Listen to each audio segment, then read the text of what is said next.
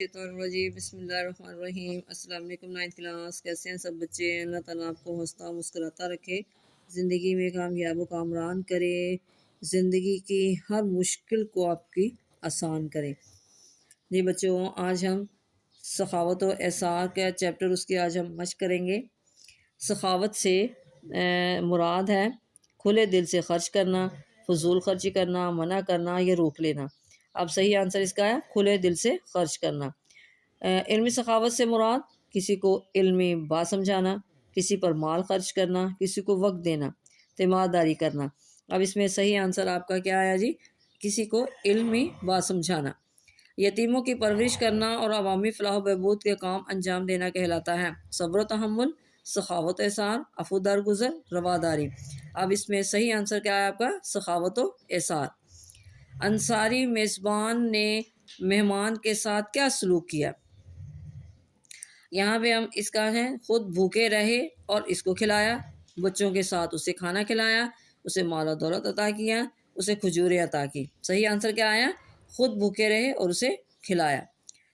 انسانی دل سے مال و دولت کی لامحدود محبت اور لالچ کو ختم کر دیتی ہے۔ فضول خرچی، منافقت، سخاوت یا صلہ رحمی۔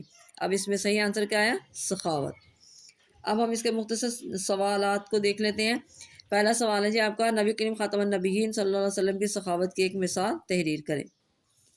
جی بچوں، اس کا آنسر ہے ایک شخص آپ خاتم النبیین صلی اللہ علیہ وسلم کی خدمت میں حاضر ہوا، کسی چیز کا سوال کیا تو آپ خاتم النبیین صلی اللہ علیہ وسلم نے ارشاد فرمایا، اس وقت میرے پاس کوئی شے نہیں، ہاں تم میری ضمانت پر اپنی مطلوبہ شے خرید لو، جب ہمارے پاس کچھ آ جائے گا ہم اس کی قیمت ادا کر دیں گے۔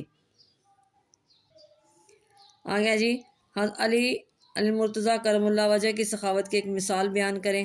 تو اس کے آنسر میں نہیں بچوں، یہاں اس کا آنسر ہے جی، ایک بار سیدنا فاطمہ الزہرا رضی اللہ تعالیٰ عنہ علی مرتضیٰ رضی اللہ تعالیٰ عنہ روزے سے تھے کہ افطار کے وقت سائل نے دستک دی کہ وہ بھوکا ہے، تو سب کچھ اس کو عطا کر دیا اور خود پانی سے روزہ افطار کر کے اللہ تعالیٰ کا شکر ادا کیا۔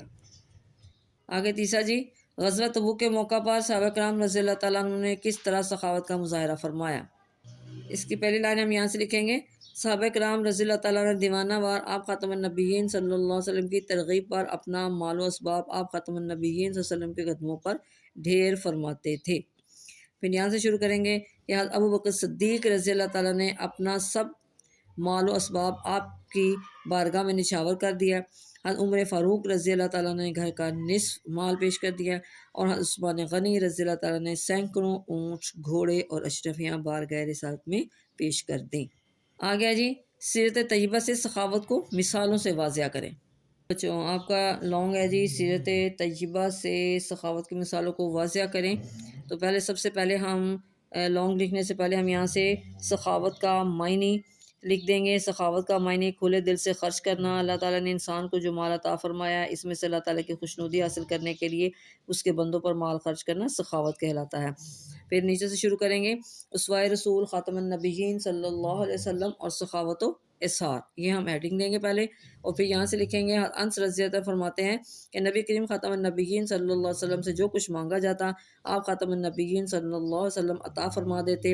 ایک شخص حاضر ہوا اور سوال کیا تو آپ خاتم النبیین صلی اللہ علیہ وسلم نے اسے صدقے کے مال میں سے اتنی بکریاں دینے کا حکم فرمایا کہ وہ 2 پہاڑوں کے درمیان کو بھر دیتی۔ وہ اپنی قوم کی طرف لوٹا اور کہنے لگا، اے میری قوم، اسلام لیا ہو، بے شک محمد رسول اللہ خاتم النبیین صلی اللہ علیہ وسلم اس قدر عطا فرماتے ہیں کہ محتاجی کا خوف نہیں رہتا۔ اگلی ہیڈنگ آپ نے دینی جی، بھوکے مہمان کے لیے انتظام۔ ایک مرتبہ رسول اللہ خاتم النبیین صلی اللہ علیہ وسلم کے پاس ایک شخص نے آ کر کہا، میں بھوکا ہوں۔ آپ خاتم النبیین صلی اللہ علیہ وسلم نے اپنی کسی زوجہ کے پاس مہمان کے کھانے کا انتظام کا پیغام بھیجا۔ انہوں نے کہا، اس ذات کی قسم جس نے آپ خاتم النبیین صلی اللہ علیہ وسلم کو حق دے کر بھیجا ہے، میرے پاس پانی کے سوا کچھ نہیں۔ پھر آپ خاتم النبیین صلی اللہ علیہ وسلم نے دوسری زوجہ مطہرہ کے پاس پیغام بھیجا، انہوں نے بھی اسی طرح کہا، حتیٰ کہ سب نے اسی طرح کہا۔ آپ خاتم النبیین صلی اللہ علیہ وسلم نے صحابہ کرام رضی اللہ تعالیٰ عنہم سے فرمایا، آج رات کون اس شخص کو مہمان بنائے گا؟ انصار میں سے ایک شخص نے کہا، یا رسول اللہ خاتم النبیین صلی اللہ علیہ وسلم، میں اس کی ضیافت کروں گا۔ وہ اس کو اپنے گھر لے گئے اور اس نے اپنی بیوی سے پوچھا تمہارے پاس کھانے کے لیے کیا کچھ ہے؟ بیوی نے کہا صرف بچوں کے لیے کھانا ہے۔ انہوں نے کہا یہ ان کو بہلا کر سلا دو اور جب مہمان آئے تو چراغ بجھا دینا اور اس پر یہ ظاہر کرنا کہ ہم بھی کھا رہے ہیں۔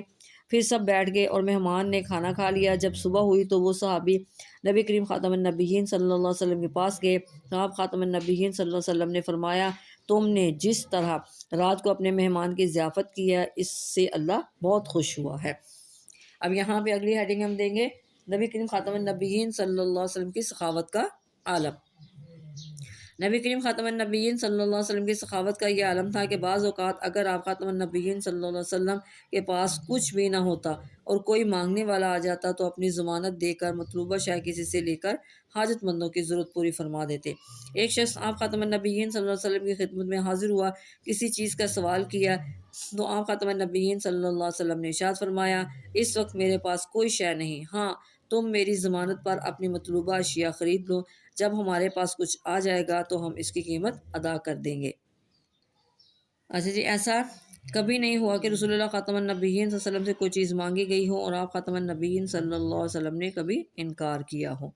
یہاں تک پھر بچوں اپنے لاسٹ میں سے یہ لاسٹ پیراگراف لکھ دینا ہے۔ ہمیں بھی سخاوت و احسار کی صفات اپنانی چاہیے کیونکہ سخاوت و احسار سے جہاں افراد معاشرے کی مدد ہوتی ہے وہاں اللہ تعالیٰ کی رضا بھی حاصل ہوتی ہے۔ سخاوت انسانی دل سے مال و دولت کی لامحدود محبت اور لالچ ختم کر دیتی ہے، جس کے بعد انسان کو اطمینان قلب جیسی نعمت نصیب ہوتی ہے۔ سخاوت سے بلائیں ٹل جاتی ہیں اور ایمان کامل نصیب ہوتا ہے۔ یہ تھا آپ کا لانگ کویسچن جی بچوں، اس کو آپ نے اچھی طرح سے یاد کر لینا ہے اور اپنے دوستوں کے ساتھ شیئر کریں، لائک کریں، سبسکرائب کریں اور اپنی دعاؤں میں ہمیشہ یاد رکھیں۔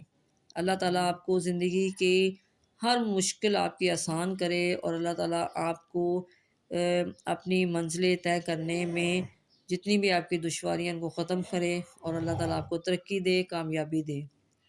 اوکے، اللہ حافظ۔